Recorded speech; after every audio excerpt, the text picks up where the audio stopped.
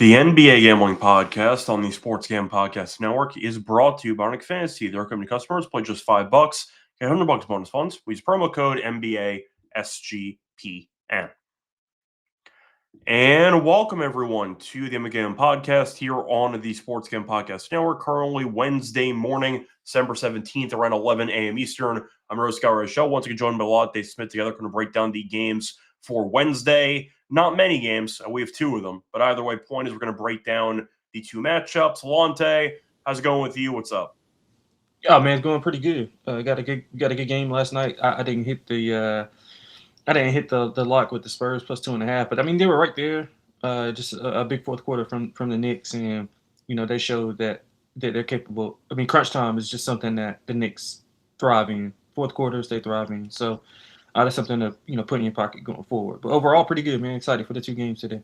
Yeah, we're going to start by recapping what happened for the NBA Cup final. Of course, as the Knicks got the job done, nice second half by them, and the Knicks won their first ever title of any kind in about 40-something years. But either way, Brunson was great down the stretch, ended up winning the NBA Cup MVP.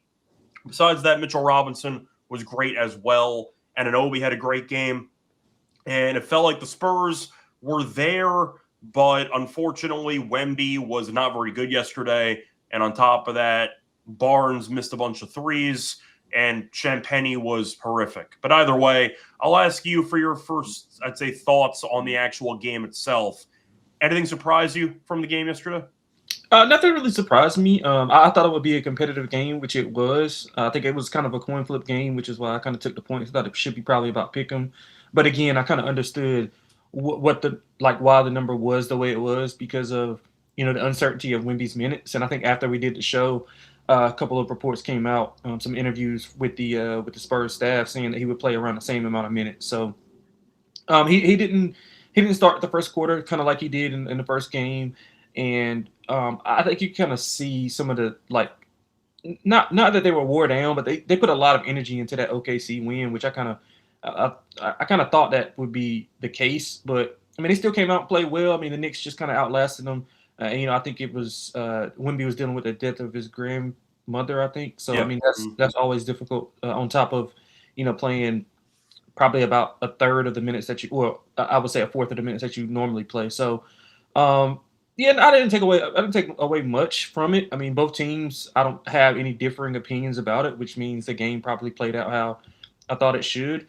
The Knicks are just really good in the clutch, man. So that's the main takeaway. It's just like the Knicks in fourth quarters and crunch time when the game is close, they have a really innate ability to get things done in multiple ways. So shout out to Brunson. Shout out to the Knicks. They grounded it out in that second half and they got it done. So not a ton of takeaways for me, like big picture takeaways. Yeah, it's really tricky to have one game determine your entire opinion on a team. When we saw the Spurs, for example, lose in the final, but they beat OKC.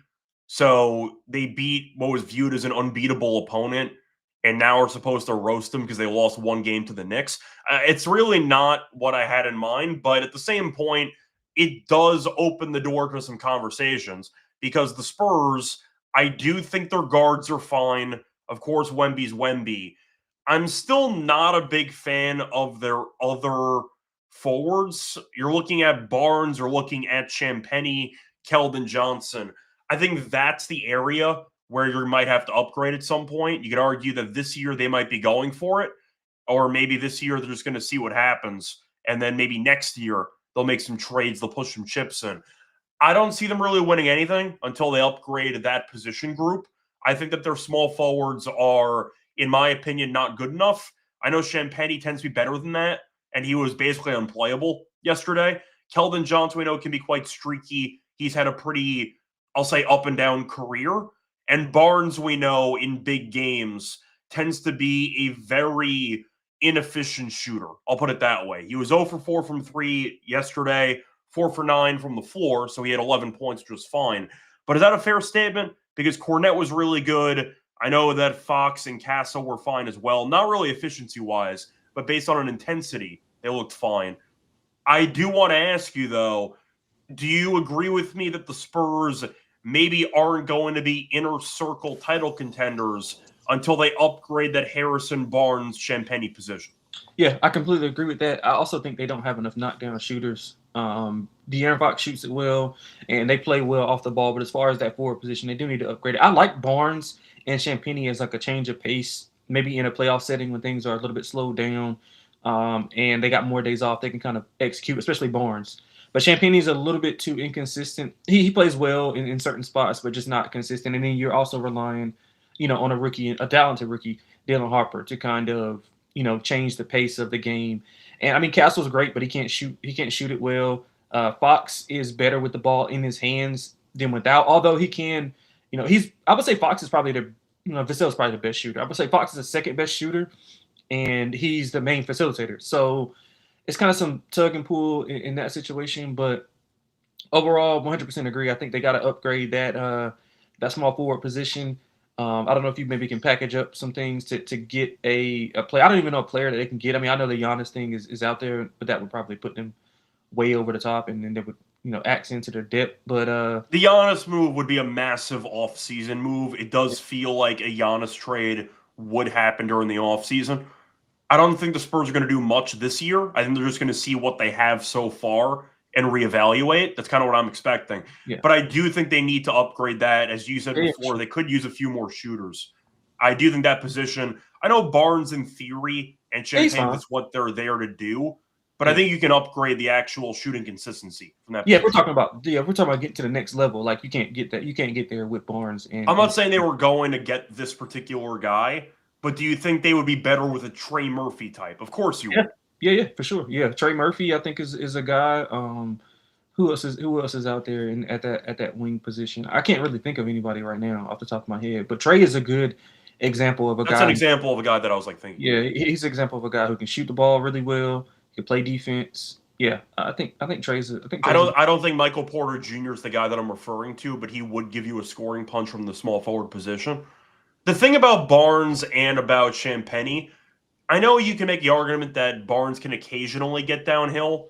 They both really can't create their own shot. And you could argue that as long as you have Fox and you have Wemby, you might not need that. You can never have enough shot creators on the court. And it feels like when Barnes and or Champagny's outside shot is not really falling in that catch and shoot, I'd say, responsibility, what are they going to do for you on the court? Basically nothing. Yeah. I think you need a little bit more offensive creativity, which can get unlocked by getting another shot creator from that small forward position. Yeah, just a shot maker. I know that they're probably not going to do it. But like Malik Beasley would be like perfect. He's a shot. Perfect. Maker. Yeah, he's available. He's a shot maker. I know they're not going to do it because of what happened, but maybe after this. Yeah, he's a perfect example of a guy who can just spot up. I mean, similar to what he did in Detroit, could spot up, shoot threes. And you know what? Speaking of Detroit, I think Tobias Harris would be a good spot for them too. I don't think Detroit's they're probably not. But we're speaking of just players, and I think Tobias Harris would fit that role. Like a player like his of his caliber, would fit that role. Yeah, I think the point once again though is that even though I don't want to have that many takeaways from one game because they just beat OKC, I do think their small forward position group is alarming, and I think they need to improve that if they want to make the next leap at some point, whether it's this year or down the road. So that was kind of my thoughts there. As for the Knicks, good for them. Nice job by Kolek, who played very well. Nice job by the Knicks bench to get the job done. I also like how people were grouping Jordan Clarkson into the group of Knicks bench players to help them win, talking about how, this is their annual salary. This is, what they're going to make this year.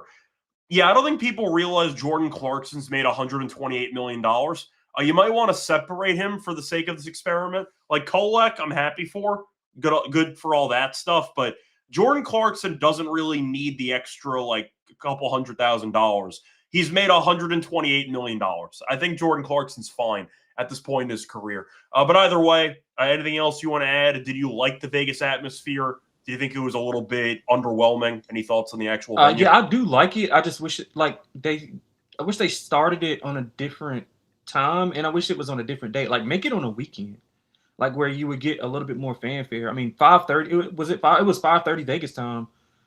So you think it should be a Friday, Sunday? Yeah, I think it should be. I think it should be Friday, Sunday. I mean, keep it on the weekend. You'll get a lot more fanfare there. I mean, it's hard to get fans to come on a to come to an event like this in Vegas on a Tuesday night. Like that's tough to do, man. But overall, I do like it though. I mean, I wish that it would be like a weekend, like you said, just like how they do like the Final Four and the national championship. It's always championship's on Monday. yeah, but my thing is, it would be like what a Friday, Saturday into a Monday. So you're basically all in one weekend. So I wish they did it like that. But overall, I like it though. I do like it. Yeah, I'll put it this way. My main issue with the NBA Cup is simple, which maybe you could argue that it's a mental stigma that I have. I think the event's less important when it's not on regular television. If you have all of these events only on streaming Yeah, that's a good point. platforms Yeah, and you have to dig Yeah. in order to actually find the thing, I'm just mentally not going to care as much by comparison to if it was on regular NBC. Yeah, that's a good I point. understand that, you want to get extra money. Streaming platforms are full of greed. I get all that. But I do think at the end of the day, when you're putting a random game on a streaming platform and then you're advertising it as a championship, Yeah, that's right. it's going to feel a little bit fake to me. If it was on regular TV and you can get potentially millions of people watching it, I would rather see it on TV as opposed to trying to remember what streaming platform it's on. By the way, a very important game. There's a title at stake. By the way, it's not on regular television. That's a good point. You can't find it. You got to actually dig to get it. So maybe that's just me. I'm not sure if other people had the same type of reaction to it. But the games lost some significance to me when you buried it on a streaming platform and you didn't have it on TV. Is that fair? No, I agree with that. I would say their coverage is so much better than all these other like their coverage of the game. They're like it's not about the coverage. It's more I get it. Maybe how I feel about how you're claiming this is a very important event for the NBA, but you just can't find it on TV. Yeah, I agree with that. I was just saying, like in general, like their coverage is really, really good. Like, oh no, it's the best NBA coverage around. I just want to point out you can easily put that on NBC though, like and have it for everybody. Look, Amazon does a great job just by comparison, but it feels Thursday Night Football where it's like, all right, this is important, but we're not going to have it on TV, and you're going to have to pay extra to watch it. It's like I'm just not going to be as interested as I would have been had it been on TV. That's kind of how I feel, but maybe that's a personal thing. You can let me know in the comment section down below if you agree or disagree. But I do think it loses a little bit of luster when you bury it on a streaming platform. That's kind of how I feel. But anyway, that's going to wrap it up for the NBA Cup recap. Congrats once again to the Knicks. A reminder, the game doesn't count towards a record. So the Knicks won a game that didn't count, but they won a title out of it. So there you go. Anyway, before we get into the actual games, a reminder that you can check out all of our free picks and podcasts in one easy location. Check out the app in the App Store, the SGPN app. Download it for free in the App Store. Just type in SGPN to get access to all of our free picks and podcasts in one easy location. Download the SGPN app. So moving on to the actual card here for Wednesday. Once again, not a good card, but it is what it is. So for the first game, players who are taking on the Bulls, Cavs are laying 4.5 on the road, and the over-unders at 242.5. Injury report. Cavs have the main guys playing, except for Mobley. Mobley's out, Merrill's out, Nance is out, and Strus, I forgot, is still on the team. He has still not played any games this season. Now, for Chicago, I see Dosunmu is questionable. That is it. Now, the Bulls are 10-15. They were good for a couple weeks. Then they fell apart. As for Cleveland, they had the highest preseason win total of any Eastern Conference team, and they are really not that good. They are 15-12. Their last couple games have been very underwhelming. They had a bad loss against the Warriors with no Steph, then barely beat the Wizards. I believe they trailed by 18 entering the fourth quarter of that game. Then lost to Charlotte at home and scored 0 points in the entire overtime. So Cleveland has been bad for a while. They are still a playoff team, of course, but their expectations were being a potential 1 seed in the East. They're laying 4.5 against the Bulls team in free fall. That last time we saw them lost to New Orleans at home in their last game. Lonte, I'll ask you, Cleveland worth fading blindly, or is 4.5 too short? Because Chicago is worth fading even more than Cleveland is.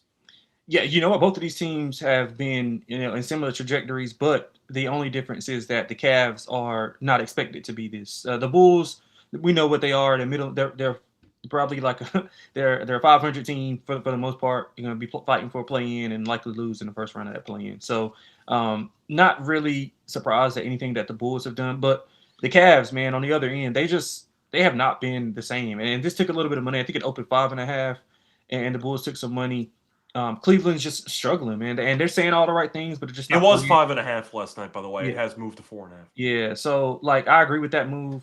Like I said, Donovan Mitchell, he's saying all the right things about the fans should be booing him, and they got to put together a better product. I'm just not sure. I have to see it first. Like, I'm not sure if I can believe that right now. I mean, he probably means it, but it's just like I got to see it first. They're 3-7, ATS the last 10, 8-19 overall. 7-17, ATS is a favorite. So, like, they're just not getting the job done. And you talked about their losses. They lost straight up as an 8.5, 11.5, and a 10.5 point favorite all this month. So that was also the Wizards too. They were favored by a ton in that game. Yeah, they were favored for 16.5. They should have lost that game. The Wizards kind of just gave it up. But yeah, I can't trust Cleveland here. I mean, Chicago is what they are. What they are. I mean, they're 2-8 ATS the last 10. Their defense has been struggling a little bit, but I mean, they're great as a dog. They covered 8 of 11 as a dog. I would like to be getting a 5.5, but I think anything above 3.5 is a go on Chicago. I mean, it's going to be a high-paced game. I like the over, and I think that both teams will be able to score. But in the end, I think Chicago will do just enough to get us home with this number. I mean, I wouldn't be surprised if they're fighting to win this game outright. So I do like the Bulls in this spot. Yeah, I think I'm going to disagree, but it's mainly because even though both teams are untrustworthy, Chicago's just much worse. So I do think Cleveland should find a way to get the job done. They won the first game this season on the road in Chicago, so I know they can handle the environment. But to read off the recent results for Chicago, these are the last couple of home games for Chicago. Lost to New Orleans by 10. Lost to Golden State by 32. Lost to Indiana by 15. Lost to the Nets by 10. They beat the Wizards by 1 in a game they probably should have lost. A loss to Miami by 36. Lost to San Antonio by 4. Point is, they have been horrific at home. Their last 4 home games, once again, they've lost by double digits to the Pelicans, the Warriors, the Pacers, and the Nets. I'm good. I'm good with the Bulls. No, I'm fine. I think Cleveland's not a good team, of course, but I do think they have enough talent to capitalize on a really bad defense. I think you're looking at a spot where the Bulls can't guard Donovan Mitchell. I know Jared Allen was not very good against Charlotte last game. First came back from injury. Think he should look better. I don't really know what's going on with Vucevic right now for Chicago. He's getting soft benched in almost every game at this point. So I don't actually know what their plan is. You could argue maybe they want to use more Jalen Smith and more Zach Collins. So we have seen Vucevic we've just seen his role deteriorate for the last couple of weeks. But besides Giddey, and even Giddey's shot can be pretty up and down, I think Mitchell's the best player on the court by a mile. I don't think it's that close. So based on that, I think I'll pick Cleveland with their firepower to have enough answers to outscore Chicago in this game. I didn't mind the over in this one, but Chicago getting blown out in 4 straight home games to borderline tanking teams. Golden State's not fully tanking, but that team we know is probably going to be a play-in team. And on top of that, I have to point out that Curry did not play in that game, and they lost by 32. So based on that, I got to fade Chicago. They're getting their ass kicked in almost every home game. Cleveland, look, they had all the right quotes. Mitchell saying he has to have a great game. If he has an off game, they're going to lose. He's right. I mean, the fact is the supporting cast has not been very good. Garland has not been very good, and he's been injured for really the entire season. But based on the actual spread, I still think it's pretty short when one team consistently gets buried at home, and they've been getting buried by everybody for the last month and a half. So I got Cleveland here. I disagree. I like the over, though. I see points. I don't think either team can really play much defense. First game of the season ended up landing 250.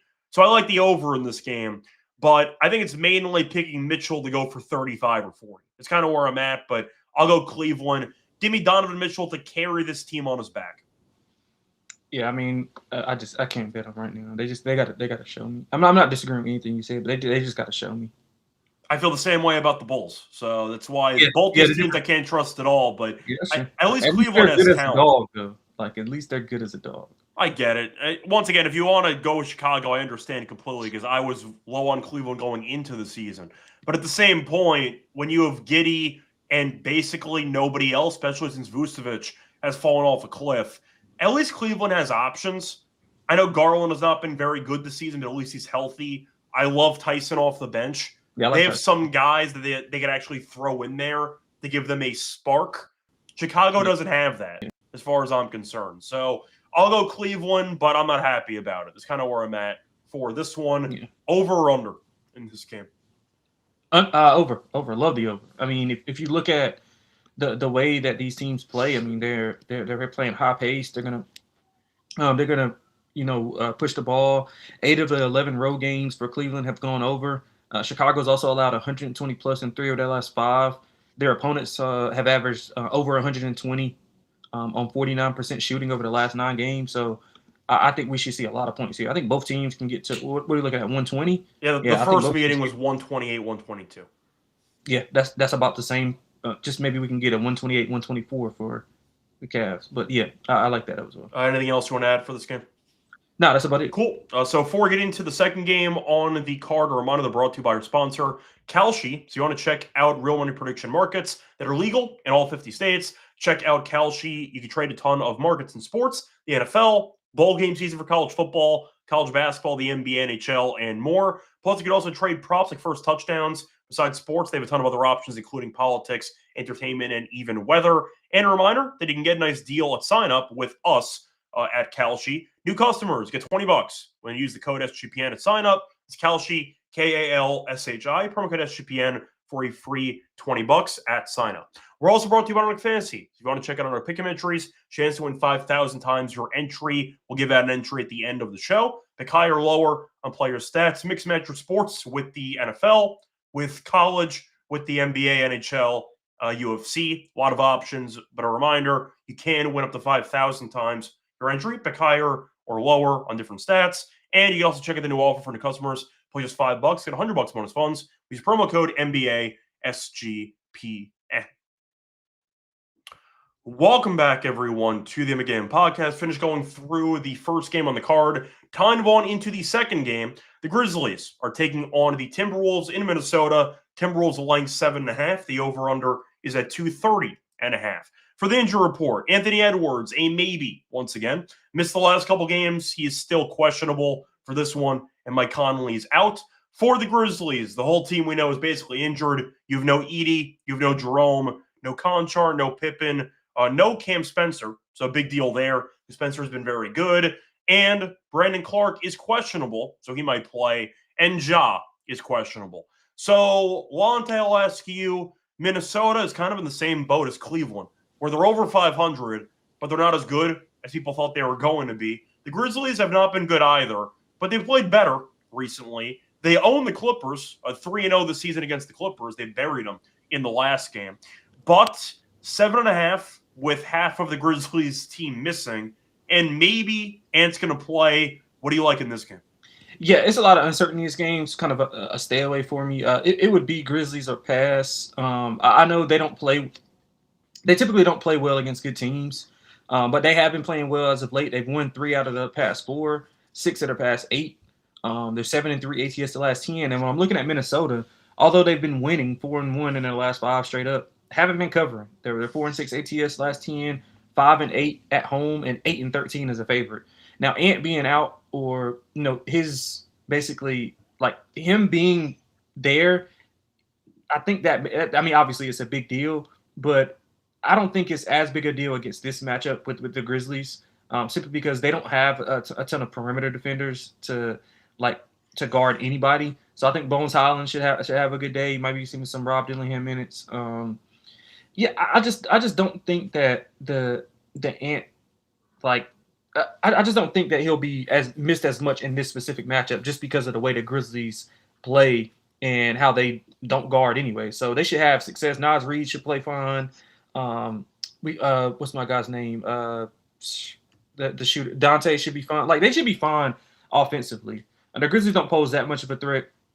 Gobert should be fine. Like against in this matchup with no ED.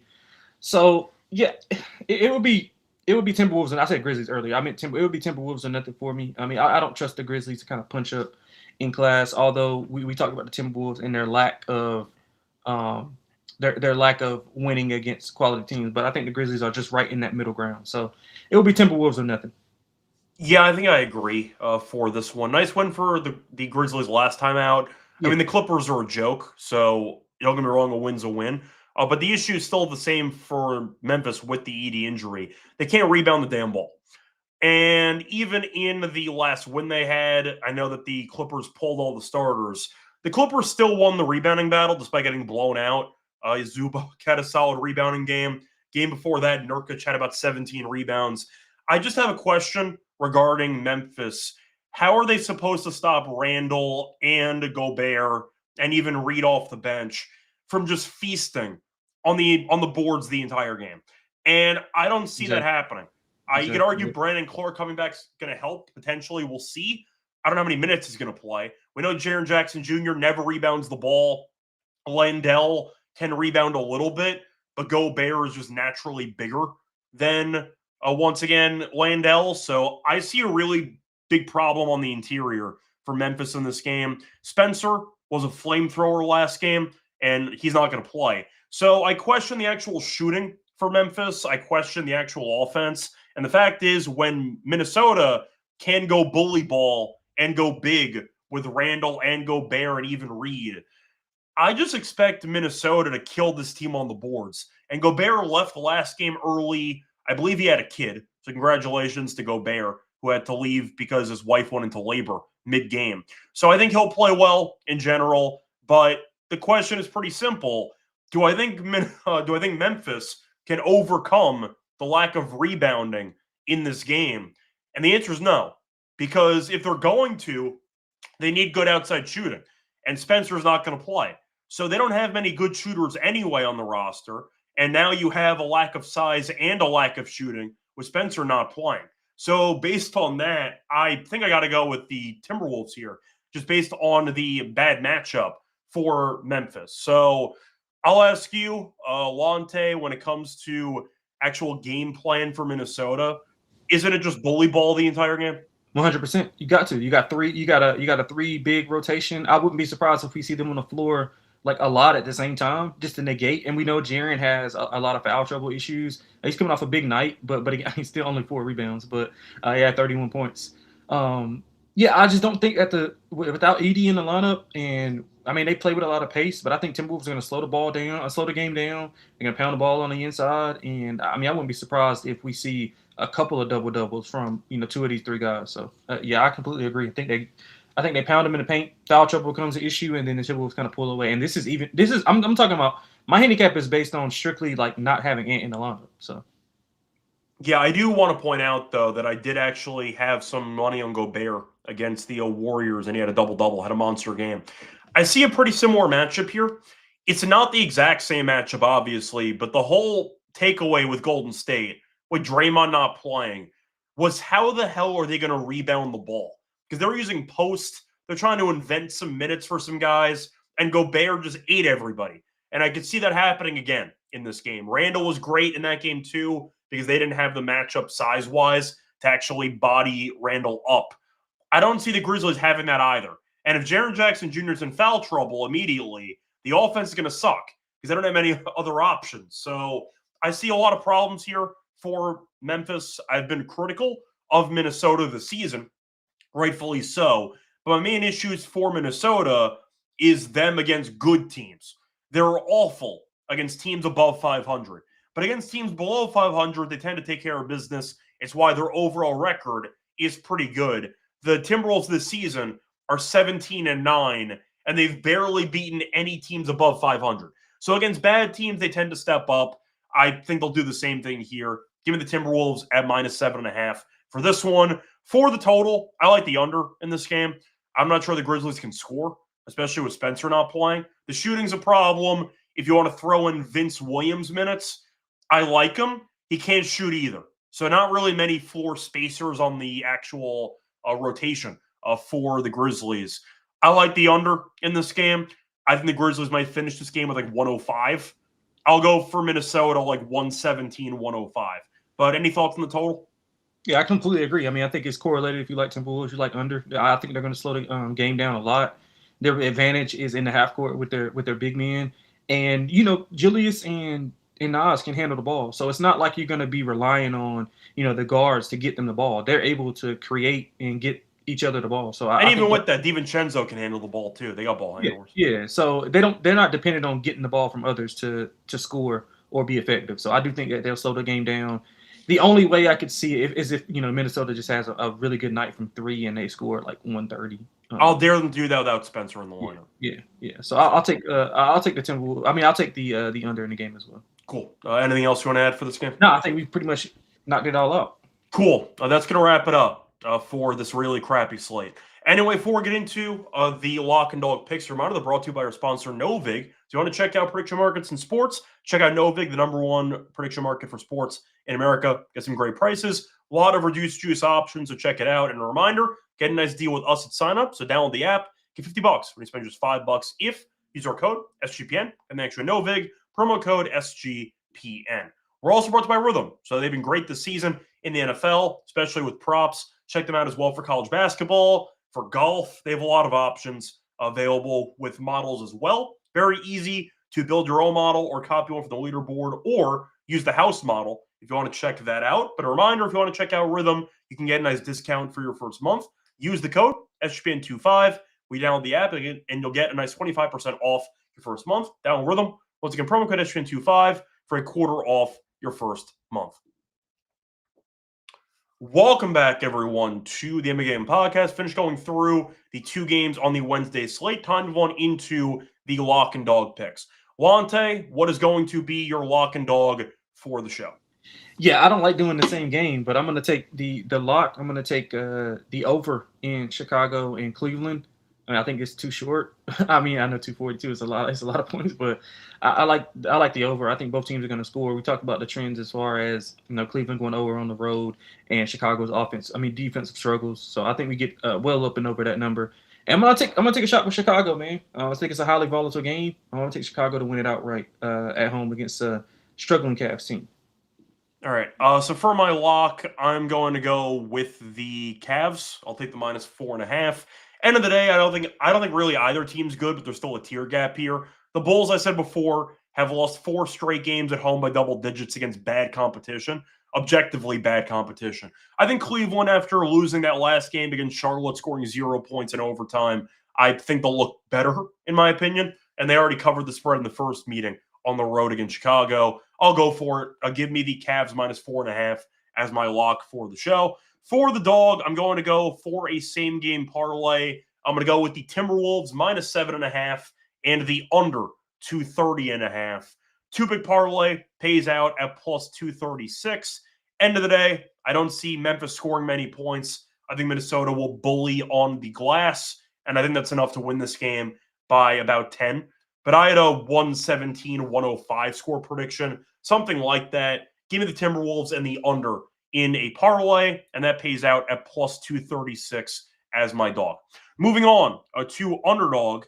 Lonte, starting off, since you like the over in the Chicago game, are we just taking Mitchell? Is that is that where we're starting? Yep, love Mitchell. Yep. Cool. So for Mitchell, his points are at 30.5. Yeah, it don't matter. I think he has like 35 plus. Let me just make sure that that's the same on Underdog, because it could be 31.5. Let me just confirm. Is it 29.5 actually? Might have saved the point on Underdog. Either way. So we'll go for Mitchell higher on his points. Sorry, I'm trying to find where it's listed on Underdog. I'm not sure if I actually see it. But I have to imagine it's going to be here. There's only 2 games on the card. So, okay. We'll go with Mitchell higher on his points. We'll say 30.5 for now. Anything else you want to go for? I like Gobert. I think Gobert double-double is worth something. I like that. I like that as well. I like Gobert as well. Okay, so we'll go Gobert higher, half a double-double for this one as well. And then we have one more. Well, I'll ask you this way. If you're picking Chicago to hang in there and to kind of hold their own, Giddy. You're going Giddy. Okay, Yeah. so you're just going to go with the usual options. That's fine. Yeah. Okay. Let me just quickly see what I can get for PRA. 36.5. That work for you? Worked for me. Yep. Cool. There you go. So 3-pick underdog. We're going to go with Giddy higher, 36.5 PRA. Gobert higher, half a double-double. And Mitchell higher, 30.5 points. I know it's going to wrap it up for the show. Once again, apologies. The schedule is awful today. Not our fault. We resume normal basketball coverage tomorrow. We have a ton of games on Thursday. So if you're looking for your team to come back into action, that's going to happen tomorrow. But we have 2 games today. Anyway, it's going to wrap it up for the show. Like once again tomorrow, find me on Twitter, Reichel Radio. Find him on Twitter at XSLonteXX. Also, don't forget to like, subscribe to the NBA Gambling Podcast on YouTube. Find the podcast also on Spotify or Apple. Till next time, good luck to all of you and all